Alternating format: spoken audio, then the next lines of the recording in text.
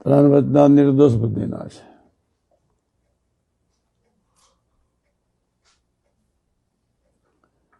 મધ્ય 13, 18, 15, 7.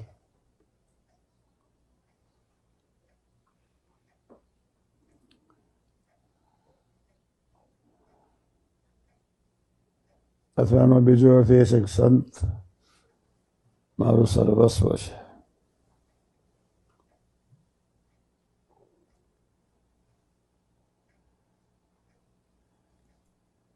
મા જેવા સંતને વિશે જ્યારે નિર્દોષ બુદ્ધિ દ્રઢ થઈ જાય, સાધુ મા સમાન છે.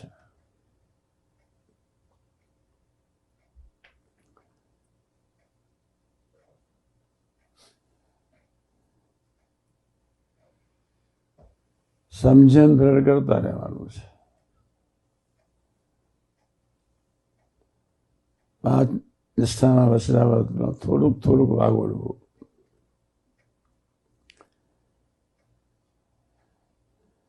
એક દિવસે એકી સાથે વિકાસ નહીં થઈ જાય.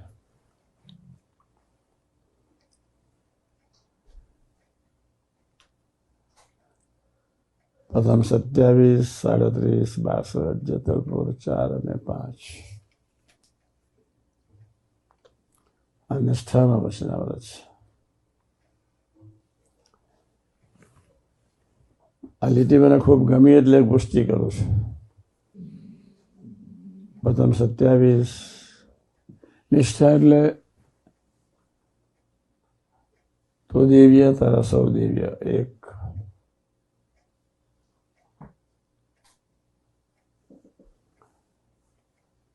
હિતકારી અને મંગલકારી 2.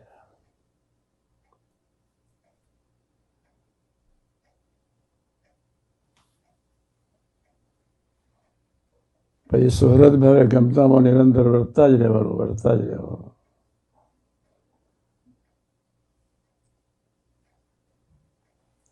પ્રથમ 27 પહેલી લીટી કેટલી ખતરનાક છે, કેટલી અદ્ભુત વાત મહારાજ. જેની આવી સમજણ હોય તેના હૃદયને વિશે ભગવાન સર્વ પ્રકારે નિવાસ કરીને રહે. આપણે બધા એ સમજણ જ દ્રઢ કરતા રહેવાનું છે.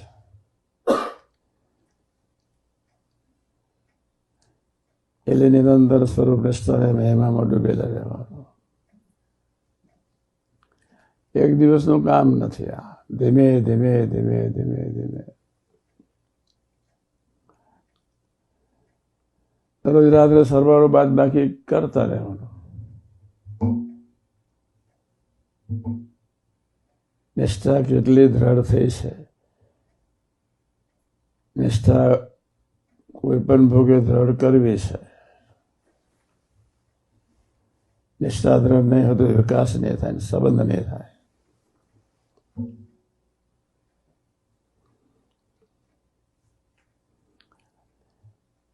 એટલે કથા વાર્તા એટલે નિરંતર વાગોડવી પડે. નિરંતર.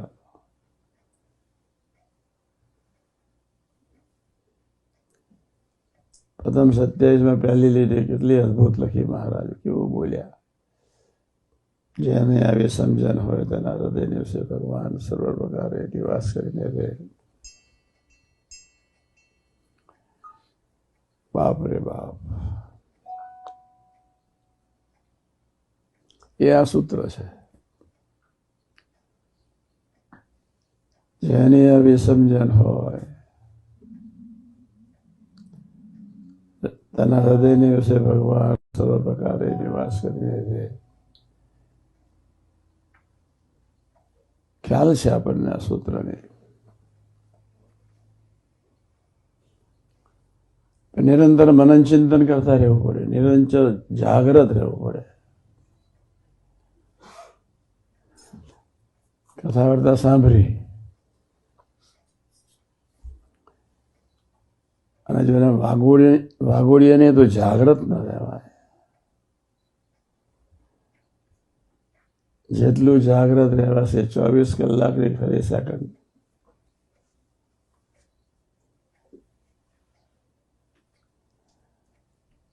24 કલાકની હરેક સેકન્ડ બોલતા ચાલતા ખાતા પીતા વાતો કરતા સેવા કરતા અક્ષરધામમાં છું. મારી આજુબાજુ સૌ અક્ષરધામના ભક્તો છે. ભગવાનના ભવ્ય સ્વરૂપો મારી આજુબાજુ વિચરણ કરી રહ્યા છે, બેઠેલા છે.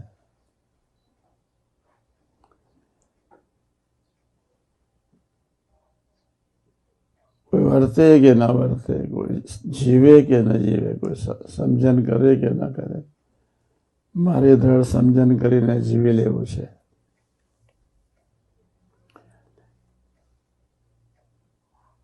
આટલું જ વાક્ય પાકું થાય. મારે જ આ સમજણ દ્રઢ કરીને જીવી લેવું છે. આટલી જ ભાવના દ્રઢ થાય. કોઈનું જોવાનું, બોલવાનું, વિચારવાનું, સાંભળવાનું મન ન થાય.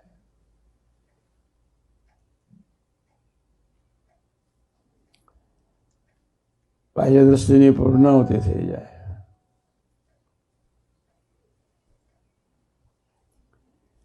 નિષ્ઠા પાકી કરતા જ રહેવાનું, પાકી કરતા જ રહેવાનું.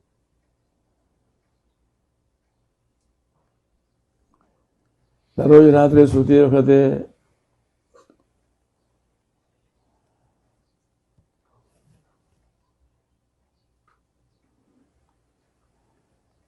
એક વાતનો સરવાળો બાદબાકી કરીને સૂવું.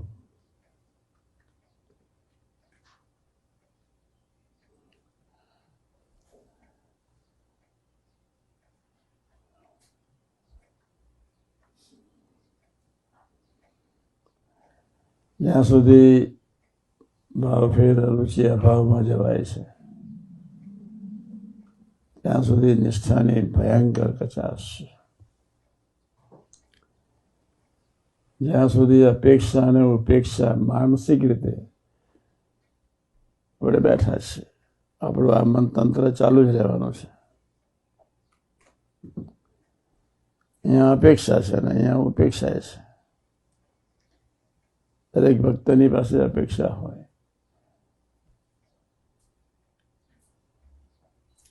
દરેક ભક્તની ક્રિયા ન ગમે તો માનસિક રીતે ઉપેક્ષા બી રહે. તમને ક્રિયા ન ગમી તો એક જાતની ઉપેક્ષા છે. તો આપણે દ્રઢ ઠરાવ કરવાનો 24 કલાકને હરેક સેકન્ડ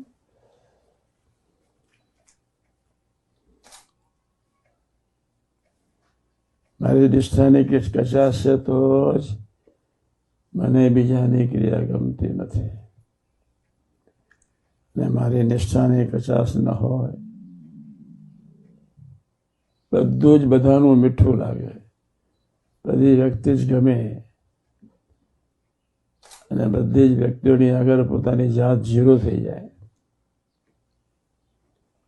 એમને નિષ્ઠા કહેવાય.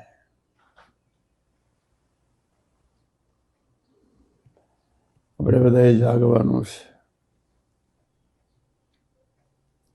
આ વાત વિચારો.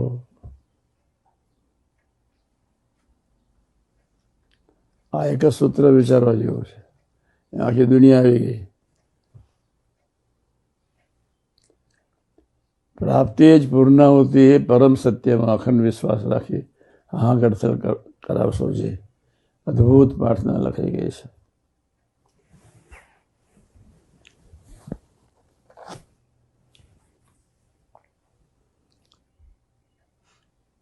પ્રાપ્તિ એ જ પરમ સત્ય, પ્રાપ્તિ એ જ પૂર્ણાહુતિ એ પરમ સત્યમાં.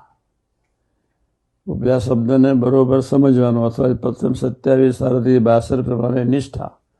આ એક જ લીટીમાં પ્રાપ્તિ જ પૂર્ણાહુતિ મીન્સ પ્રથમ 27, 37, 62, જેતલપુર 4 અને 5 એ નિષ્ઠાના વતના છે. અને 5 વતનાથમાં એક યા બીજી રીતે ડૂબેલા રહીએ તો આ લીટી સિદ્ધ થાય. પ્રાપ્તિ એ જ પૂર્ણાહુતિ એ પરમ સત્યમાં. પ્રાપ્તિ એ જ પૂર્ણાહુતિ. લખનારને કોટી ધન્યવાદ છે. એના માટે 5 વતનાથ પ્રમાણે નિષ્ઠાથી જીવી લેવાનું છે. પ્રથમ 27, 37, 62 જેતલપુર 4 અને 5 પ્રમાણે નિષ્ઠા નહીં હોય તો આ વાક્ય સાચું ન માન્યું કહેવાય.